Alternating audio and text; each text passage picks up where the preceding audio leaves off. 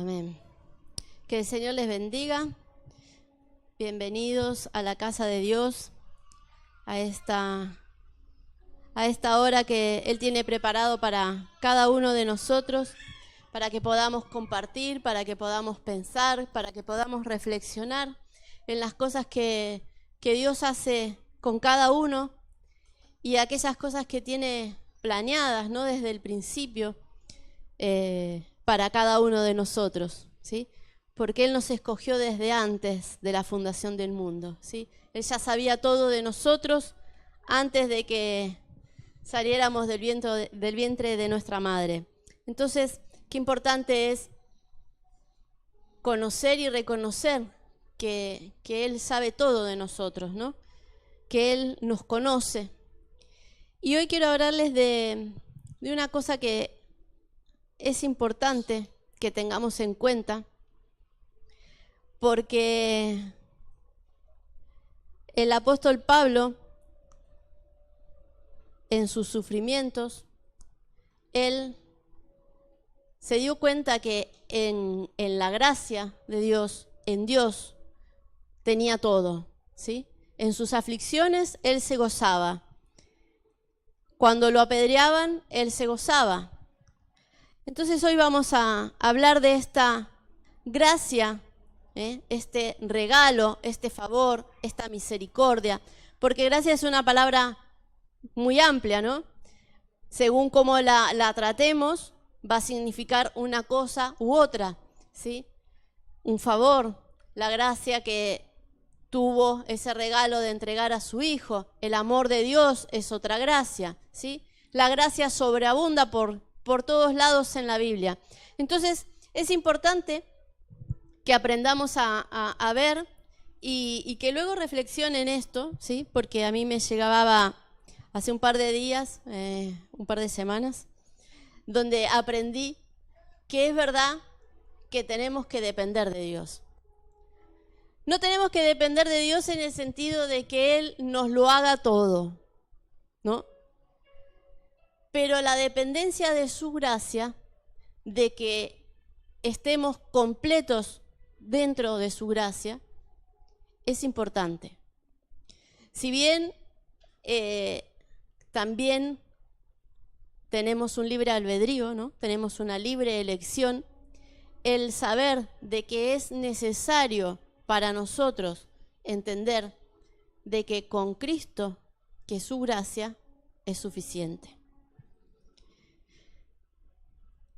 Entonces, si aprendemos, ¿sí?, como decía, a conocer este gran significado que abarca tantas cosas, la gracia, será diferente nuestra vida de fe, nuestra vida de servicio, nuestra forma de ver el amor, nuestra forma de ver el temor, nuestra forma de ver el miedo, como veíamos el domingo, ¿sí? ¿Pero por qué? Porque sabemos que en Dios tenemos todo. Vamos a ir viendo la vida del apóstol Pablo. Solo vamos a ver 2 o 3 versículos, pero que es muy resumido esto, pero lo dice todo. El apóstol Pablo, vamos a ver el 2 de Corintios, capítulo 12, luego usted léalo completo, versículo 7.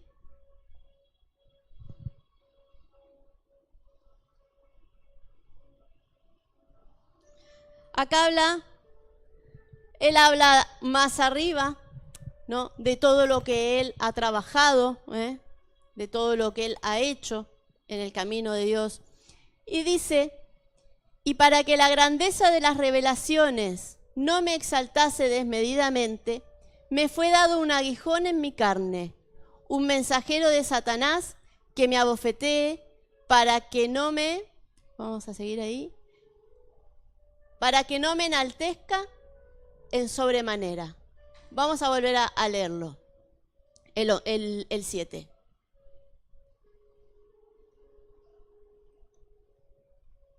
Y para que la grandeza de las revelaciones no me exaltase desmedidamente. Saben que el apóstol Pablo recibía mucha palabra. Él está hablando ahí de que había subido al tercer cielo, que no sabía si lo había sido en cuerpo, si había sido en espíritu, y habla allí de tantas cosas que él había pasado.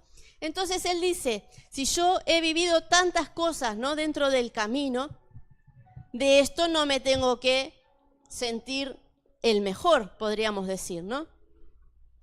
Entonces él dice que para que la grandeza de todo esto que él va conociendo no se sintiera tan gordo, ¿no?, tan orgulloso, con tanta vanagloria, tan desmedidamente orgulloso, dice, le fue dado un aguijón.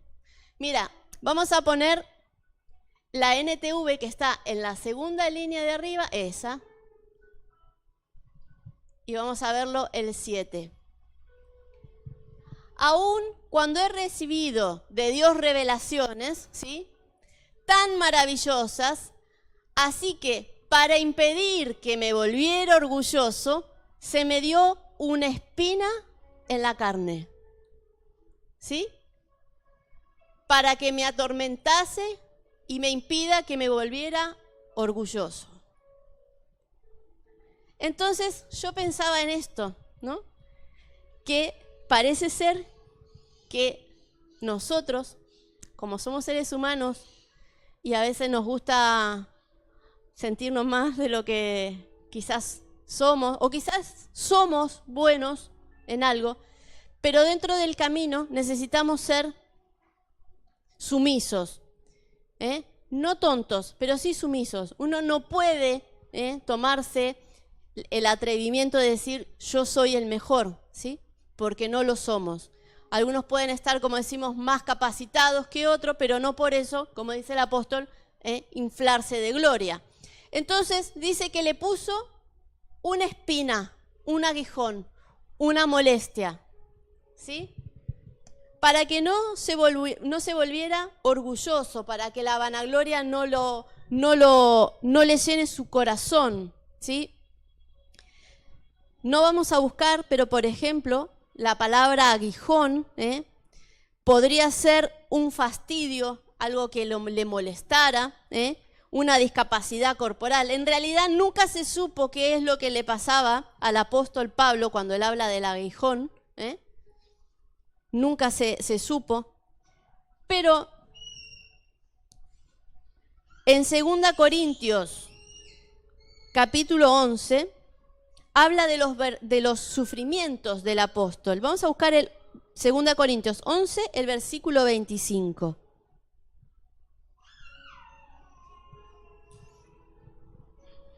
Una espina. ¿La espina a qué le hace pensar? ¿Quién tiene espinas? El pescado, las rosas, cuidado, el cactus. Hay cosas que son bonitas, pero cuidado, ¿no? Entonces, esta espina, este aguijón que estaría padeciendo, que tenía, no sabemos si le causaba dolor o qué, pero dice que le puso algo que le daba un fastidio, algo que lo hacía pensar en no me voy a sentir el mejor, ¿sí? Entonces, quizás puede ser que ese aguijón fueran todas las causas, aquí solo hay unas pocas, esos aguijones sean todas las cosas que ha padecido también el apóstol, si bien él fue un perseguidor, luego fue perseguido. Entonces, podríamos decir que alguna de las cosas o alguna de estos fastidios, de estos sufrimientos, podrían ser aquellos sufrimientos que habla el capítulo 11 del apóstol Pablo. Por ejemplo, aquí en el 25 dice que 3 veces he sido azotado con varas, una vez fui apedreado, 3 veces he padecido naufragio, una noche y un día he estado como náufrago en el mar, etcétera, etcétera. ¿Sí? Entonces yo pensaba que este aguijón o estos fastidios podrían ser esos pesares, esos sufrimientos que tuvo que pasar el apóstol. ¿Por qué? Porque lo hacían tener más fe, porque lo hacía mirar arriba, hacía poner su confianza en Dios, hacía que todas estas cosas que le pasara continuaran la búsqueda, ¿no?, de las revelaciones y de las cosas de Dios. Entonces, yo pensaba en que estas debilidades que padecía y que a veces padecemos nosotros, no que a veces, siempre tenemos pequeños aguijones, pequeñas espinas, cosas que nos fastidian, cosas que nos tormentan, cosas que nos abruman, cosas que no nos dejan dormir, ¿sí? Y estas debilidades o estas cosas son una oportunidad de experimentar el poder de Dios, porque dice que la fe también se crece en la debilidad, ¿no? Se impulsa, la debilidad puede impulsar a que nosotros de una vez seamos dependientes de Dios. En 2 Corintios 11:30, si le puedes bajar, si no lo busco aquí en el móvil. Ahí mismo, pero en el 30. Y ahí está. Ahí estaba hablando de sus sufrimientos, ¿sí? Y dice, si de una cosa me voy a gloriar, me gloriaré en lo que es de mi debilidad, de aquello que me hace depender aún más, ¿sí? Porque si no tuviéramos una debilidad, si Dios nos lo diera todo así, ¿dependeríamos de Dios? Que también lo mencionaba José el domingo. ¿Dependeríamos de Dios? Si Dios nos dice, tenés el poder de caminar por las aguas, ¿miraríamos que Dios está a mi lado y me sostiene? Si Dios me da todo, ya no sería débil. Y puede que esa espina haga que yo, al no tenerla, me vuelva un poco más orgulloso, porque es una debilidad del hombre, del ser humano, ¿no? El sentirnos mayores. Una debilidad puede ser tanto una forma errónea de pensar, una duda, una enfermedad, una tristeza, algo. Esa espina, esa pequeña cosa o gran cosa que a nosotros nos hace un poco tambalearnos, nos hace un poco movernos el suelo. Pero como les digo, el apóstol Pablo veía en su debilidad una oportunidad de poder acrecentar su fe y su dependencia a Dios. Vamos a volver a 2 Corintios, lo de hoy es muy, muy breve, porque me parece que hay que ir más a la reflexión. Estos días yo, en medio de decisiones, ¿no? Y pasando momentos de debilidad o de espinas o de cosas, me daba cuenta, que les comentaba el domingo, de cómo la palabra va pasando por la cabeza. Así como el cerebro, les decía, trabaja a favor de solucionar o de hacerte ver cómo se soluciona un problema, cómo tenés que avanzar, ¿sí? Porque así como el cerebro, la mente nos deja ahí postrado, el cerebro cuando tenemos una decisión, él empieza a trabajar para resolverla. Y luego está esa parte que no sé cómo se llamará, que si Juan la sabe, que nos echa atrás. Porque así como el cerebro avanza en mostrarte de que el camino lo tienes abierto, que tenés toda la capacidad para seguir, hay una parte en uno que te dice, no, que ahora tal cosa, que ahora viene de duro, que después mira lo que va a pasar, que después no vas a tener tiempo para esto, que esto, y mirá el que tenés al lado que es mejor. Y el cerebro a su vez, hay una parte que sigue trabajando en que si por si acaso esto falla, también está esta otra, ¿sí?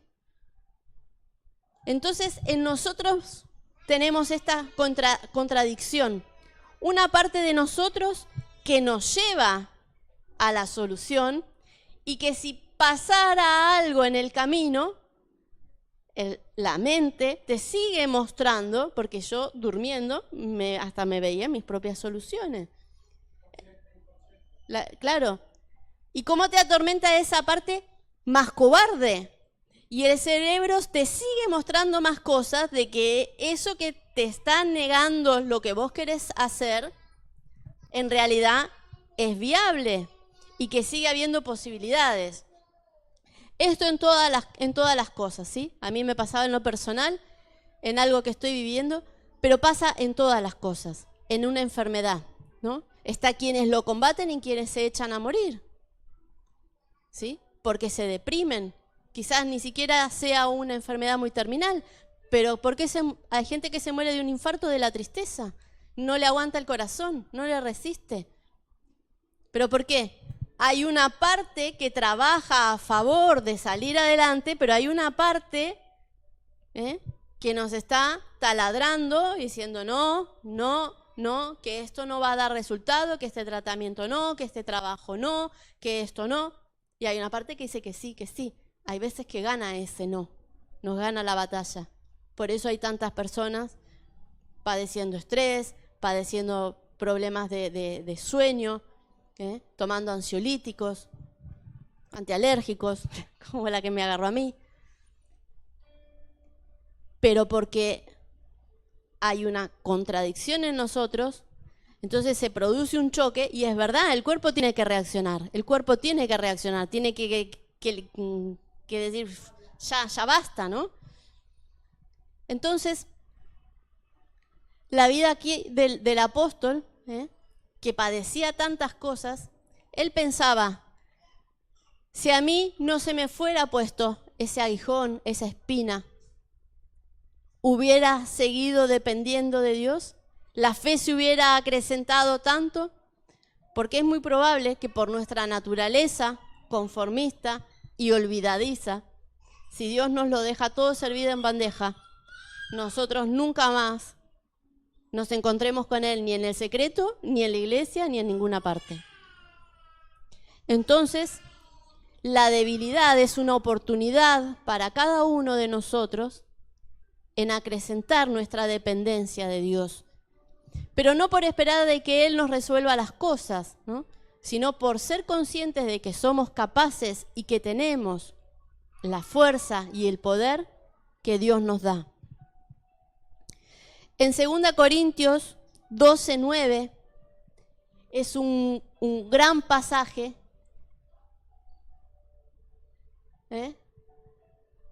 y dice el apóstol, ahí está hablando con Dios, ¿no? Le dice, y me ha dicho, bástate mi gracia.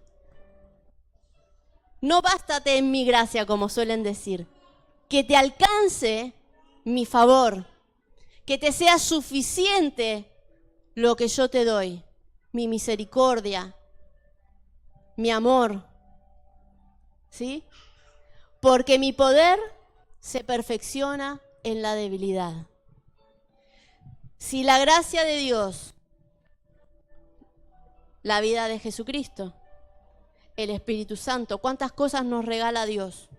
¿Cuántas cosas ha dejado? Cuando se va Jesús, nos deja el Consolador para que sea el mediador. Y en nuestras vidas cada uno experimentamos diferentes gracias. Esos son todos regalos, son todos favores, ¿sí? La palabra gracia significa muchísimas cosas. Y bástate, mi gracia es el verbo bastar, que te sea suficiente, que te alcance, que te acontentes en lo que te doy. Porque no es tacaño, porque da cosas grandes.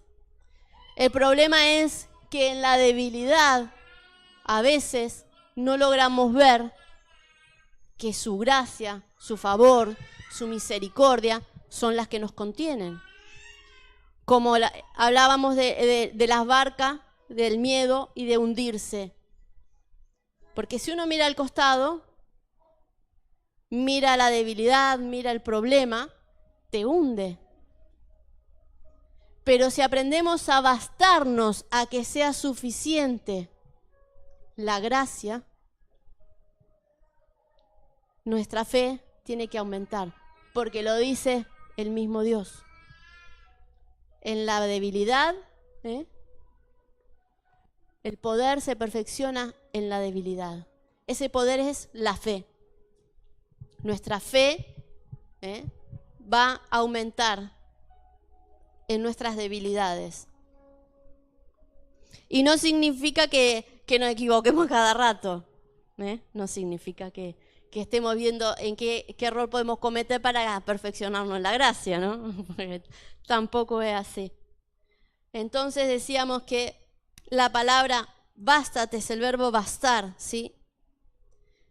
Que no te falte, no te falta nada. Y hay otro que no los vamos a buscar aquí. Habla de sostener. Este verbo bastar también es sostener.